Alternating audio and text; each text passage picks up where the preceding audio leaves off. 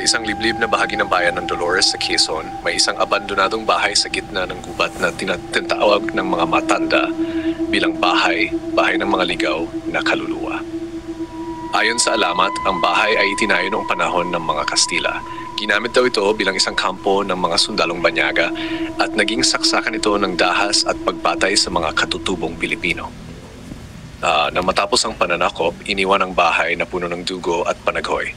Mula noon, walang sinuman ang nagtagal doon ng buhay. Ang pagsubok ni na Alvin at Rona. Isang araw, isang grupo ng mga batang urban explorer na sina Alvin, Rona at Junjun ang nagpasya na i-vlog ang nasabing bahay para sa kanilang YouTube channel. Balita kasi nila walang nakapasok doon na mahigit 30 minuto. Lahat ay nilalagnat, nasisiraan ng bite o biglang nawawala. Pero dala ng kabataan at tapang, pinasok nila ang bahay. Gabi yon. Tanging mga flashlight at camera ang gamit nila.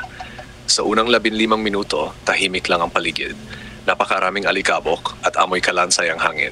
Habang umaakyat sila sa ikalawang palapag, bigla silang nakarinig ng tila mahinang hikbi, parang batang umiiyak. "May tao ba rito?" sigaw ni Alvin. Pero ang tugon ay isang napakalamig na ihip ng hangin at isang tinig na bumulong. "Hindi kami matahimik." Isang sulok ng lagim. Paglingon nila, may isang batang babae sa sulok ng kwarto. Putlang-putla, dugo ng suot at walang mata. Nakangiti ito sa kanila. "Alis na tayo," sigaw ni Rona. Pero nang tumakbo sila, tila nag-iba ang ayos ng bahay. Ang hagdan ay nawala. Ang mga pader ay parang gumagalaw. Sa bawat paglingon nila, mas dumarami ang mga kaluluwang lumilitaw. May lalaking pugot ang ulo, babaeng may lubid sa leeg, at sanggol na umiyak sa bubungan. Sinubukan ni Junjun na magdasal, pero bawat bigkas niya ng dasal ay sinusundan ng tinig na tila ginagaya siya. Ama namin, sinasakal kami. Sinasakal kami. Hindi lahat nakalabas. Laking gulat nila nang biglang bumukas ang pinto sa kusina. Tumakbo sila palabas, pero hindi na nila nakita si Junjun. Nawala na lang ito sa harap nila. Pagbalik nila sa bayan, wala nang sumagot sa tawag ni Junjun. Nang ipakita nilang video na kanilang nakuha, walang lumabas sa footage, puro static. Pero ang nakakilabot, may isang frame na bumungad sa kanila. Isang grupo ng kaluluwang nakatayo sa likod nila habang ngumingiti. Epilogo.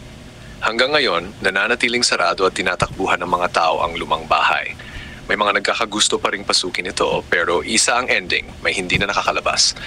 At sa tuwing may mapadaan sa lugar na iyon sa gabi, may naririnig na panaghoy ng mga boses sa hangin.